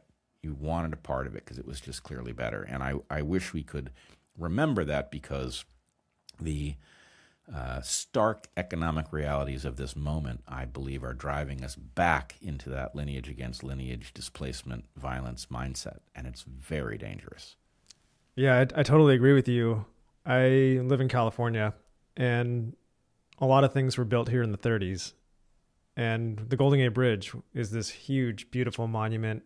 And it's astonishing to realize that the Golden Gate Bridge was built under budget and ahead of schedule. It's this huge thing. I don't think we could build it today. I didn't know that. And a lot of the roads and schools and big buildings on the West Coast were built right after the Great Depression. And now it's almost a slap in the face, because we were supposed to have this high-speed rail like 10 years ago. And they've only built, I don't know, a couple hundred feet at the track. It's embarrassing. And we've spent so many billions of dollars. Where's it all gone? And I feel like that social agreement that we used to have is getting so abused. The fraud, waste, and abuse narrative that's going around. And there's a lot of truth to it. I feel like, when you pay money to the government, you don't know what they're going to do with it. Are they going to do anything good with it? I feel like those social contracts are getting broken in a way that um, could tear apart the fabric of society. Are you seeing that? Oh, it's happening. Yeah.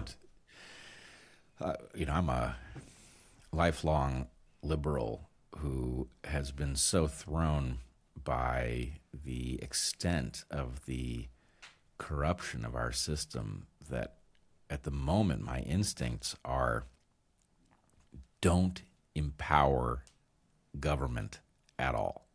I know we need government. I understand the game theory of what happens, the failures that occur if you don't have something acting to prevent those processes. But what we have is malignant. And it's like, don't feed that tumor. Yes, I get that I need a liver, but if I've got a liver tumor, I don't want it fed. So I feel like we're there. We need that structure, but I don't want to see any of this current structure enabled in any way because it's absolutely pathological, perfectly indifferent to the death and suffering of innocent people. And it wasn't always like this. I'm not saying it was all rosy and that there was ever a moment without significant corruption, but it's gotten completely out of control.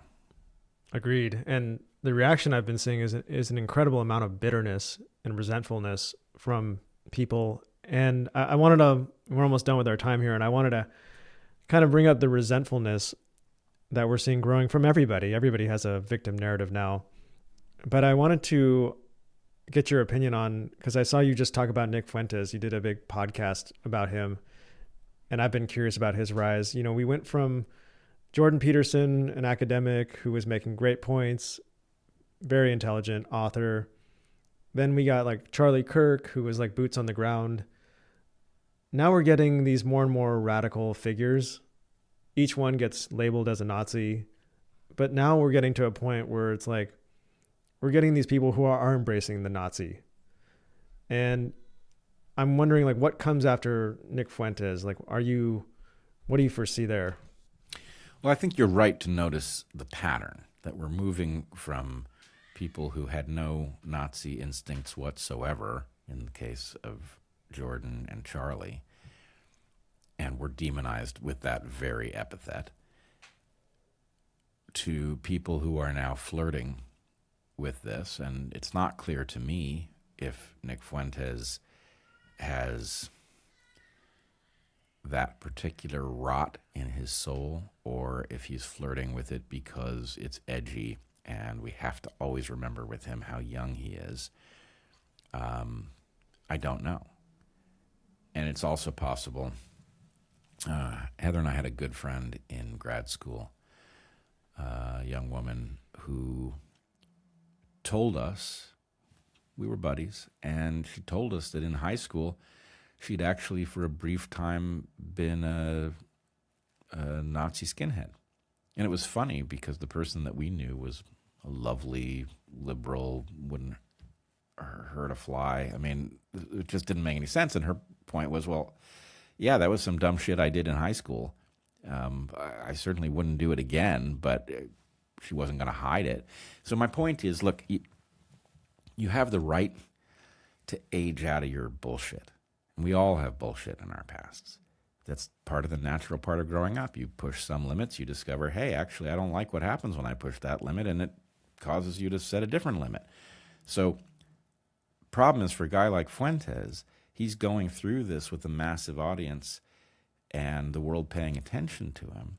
And I'm not sure, that's just not a healthy process. So what would Nick Fuentes look like if he had gone through that with his little group of friends and we had met him 10 years from now after he'd sort of figured out what part of what he was saying was edgy and fun, but he doesn't believe it, and what part of it was actually true? He might be a very different person, or he might not. I don't know. But the trajectory you're noticing is real. We're getting ever closer to an actual Nazi.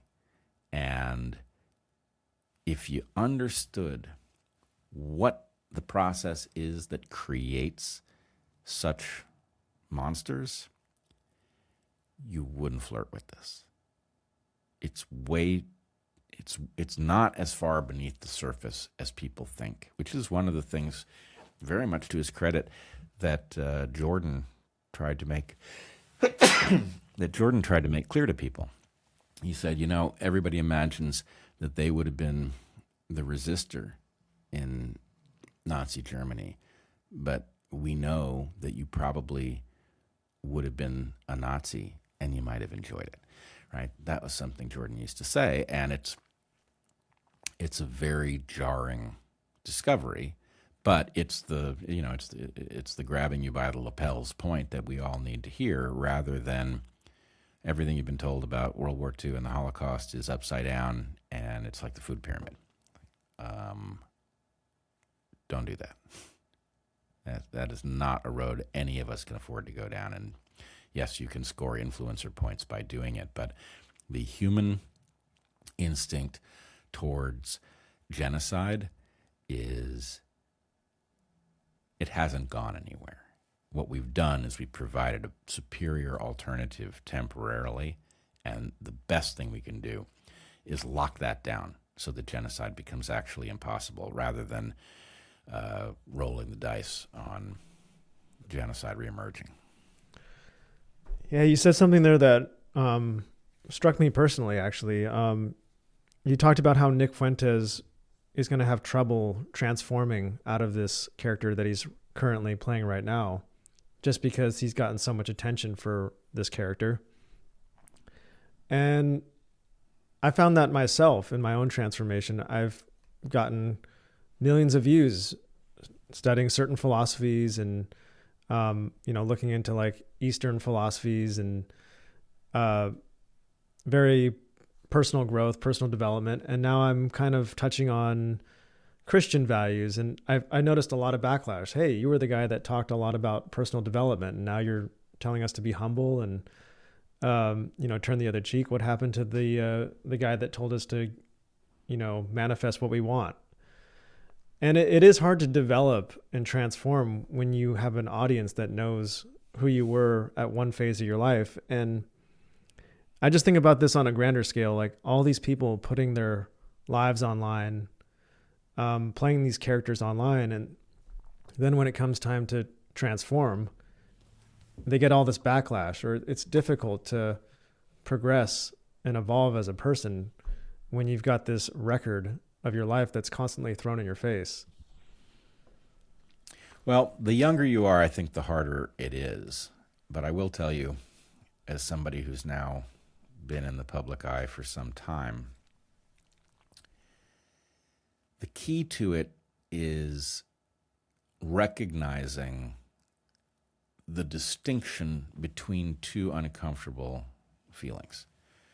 One is the feeling where you're trying to not confront what you once believed, and the other is the one where you turn your ship directly into that storm. And what I will tell you is that the comparison is no comparison at all.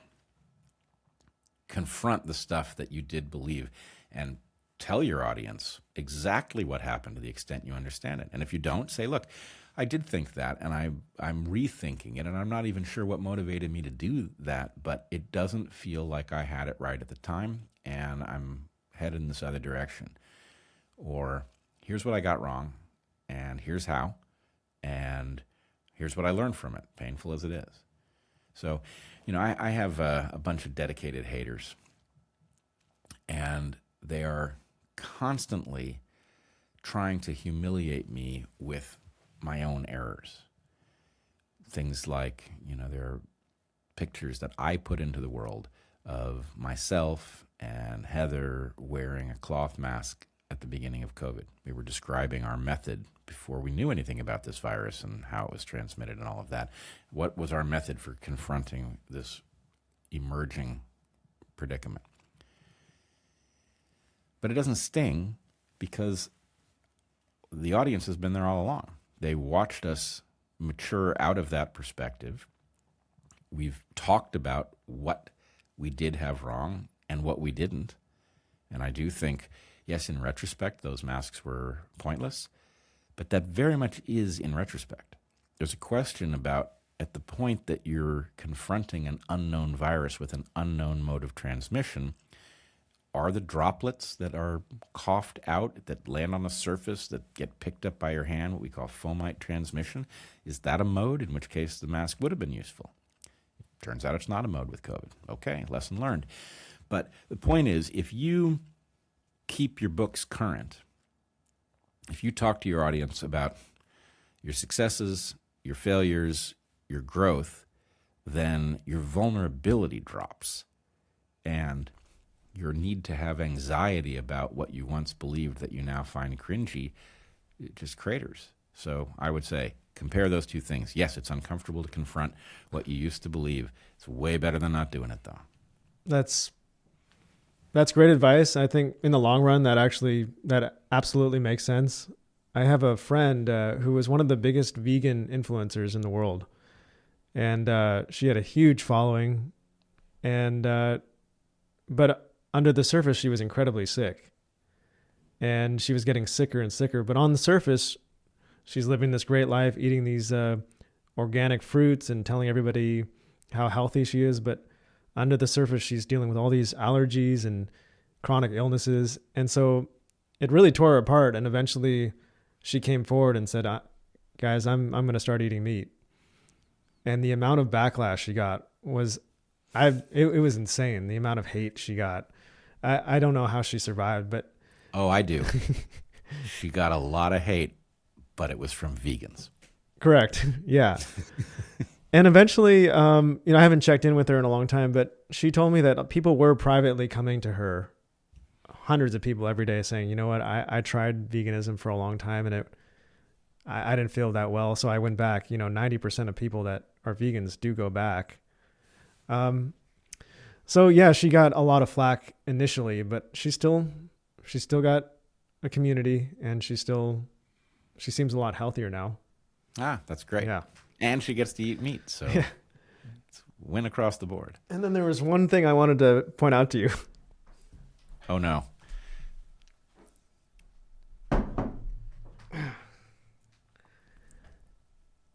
I think we both have dung beetles on our desk. Do we? That's a dung beetle, right? On your desk? Yes, it very much is. And so I was in the desert where there was nothing but sand, and I found this perfectly round rock. It's like petrified though. And I'm like, there hasn't been a river here ever. And I feel like this was a dung beetle that got petrified. Cool. So I kept it. That's awesome. So we have the same thing on our desk. Yes. Well, this dung beetle, actually everything in this studio, with the exception of the chairs and the microphones, I guess, is done by local artisans, including this dung beetle, which the archipelago that Heather and I live on, was divided in a ferocious war over a falsely slaughtered pig in 1859. It was divided between what became the Canadians and the Americans.